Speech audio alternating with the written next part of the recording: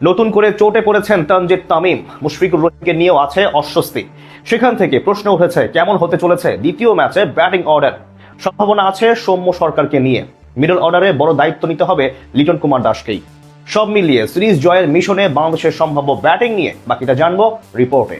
অস্ট্রেলিয়ার বিপক্ষে দ্বিতীয় টেস্টে মাঠে নামার আগে অনুশীলনের সময় ঘাড়ে ব্যথা পেয়েছেন ওপেনার তানজিদ তামিম, যার কারণে মেকাইয়ে প্রথম দিন ব্যাটিং প্র্যাকটিস করতে পারেননি তিনি। এদিকে একই দিন হাতের আঙ্গুলে চোট পেয়েছেন অভিজ্ঞ wicket keeper batter Mushfiqur Rahim. দুজনকে নিয়ে এখন অব্দি খারাপ কোনো সংবাদ শোনা না গেলেও শুক্রবার অনুশীলন শেষে বোঝা যাবে দ্বিতীয় টেস্টে খেলতে পারবেন কিনা তারা। যদি দুজনকে নিয়ে কোনো দুঃসংবাদ আসে তাহলে একাদশে ব্যাটিং অর্ডারে আসতে পারে বড় পরিবর্তন। এই ম্যাচের ওপেনিং পজিশনে বড় দায়িত্ব থাকবে বামহাতি সাদমান ইসলামের উপর। ও প্রথম ম্যাচে ইনিংস বড় করতে না পারলেও তার ব্যাটিং অ্যাপ্রোচ কার্যকারী ভূমিকা রেখেছে ম্যাচ জয়ে। বিশেষ করে শুরুতে অজি বোলারদের বিপক্ষে বেশ ভালোভাবে নতুন বল সামাল দিয়েছিলেন সাদমান। তাছাড়া মেকাইয়ের ফাস্ট অ্যান্ড বাউন্সিং উইকেটে ব্যাটিং এ ওপেনিং পজিশন থেকে একজনকে অবশ্যই ভালো শুরু এনে দিতে হবে। সেখানে সাদমান ইসলামকে মিচেল স্টার্ক, জশ হ্যাজলউডদের পেসের বিপক্ষে ঢাল হয়ে দাঁড়াতে হবে।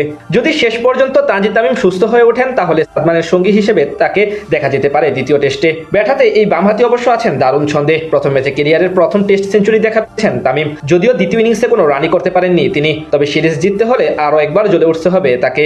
তবে শেষ অবধি ইনজুরির কারণে যদি তিনি খেলতে না পারেন তাহলে একাদশে অন্তর্ভুক্ত হতে পারেন সৌম্য সরকার, কারণ বল হাতেও অবদান রাখতে পারেন তিনি। 3 নম্বর পজিশনে থাকতে পারেন অভিজ্ঞ মুমিনুল হক। গেল ম্যাচে ব্যাট হাত অসাধারণ ছিলেন মুমিনুল। প্রথম ইনিংসে মাত্র 1 রানের জন্য হাফ সেঞ্চুরি মিস করলেও দ্বিতীয় ইনিংসে অপরাজিত থেকে ম্যাচ জিতিয়ে মাঠ ছাড়েন কক্সবাজারের এই সন্তান। 4 নম্বরে থাকবেন অধিনায়ক নাজমুল হোসেন শান্ত। এই ম্যাচে সবচেয়ে বেশি নজর থাকবে ক্যাপ্টেনের দিকে। ডারউইনে 84 রানের ইনিংস খেলে নিজের দায়িত্বের পরিচয় দিয়েছিলেন তিনি। সিরিজ জিততে হলেও তাকে সামনে থেকে নেতৃত্ব এবং ব্যাটিং এ ভূমিকা রাখতে হবে।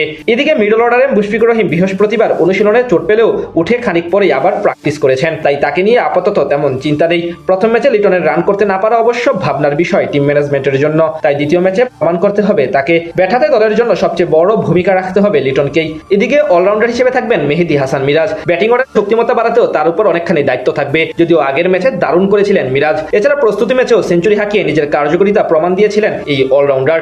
মিলিয়ে বলা চলে বেশ গভীর এবং ভারসাম্যপূর্ণ ব্যাটিং অর্ডার নিয়েই মাঠে নামবে বাংলাদেশ দল।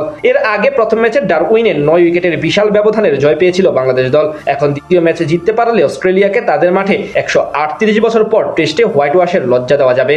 এখন দেখার পালা সেটি করতে পারেন কিনা বাংলাদেশের ক্রিকেটাররা। অস্ট্রেলিয়ার বিপক্ষে দ্বিতীয় টেস্টে মাঠে নামার আগে অনুশীলনের সময় ঘাড়ে ব্যথা পেয়েছেন ওপেনার তানজিদ তামিম, যার কারণে মেকাইয়ে প্রথম দিন ব্যাটিং প্র্যাকটিস করতে পারেননি তিনি।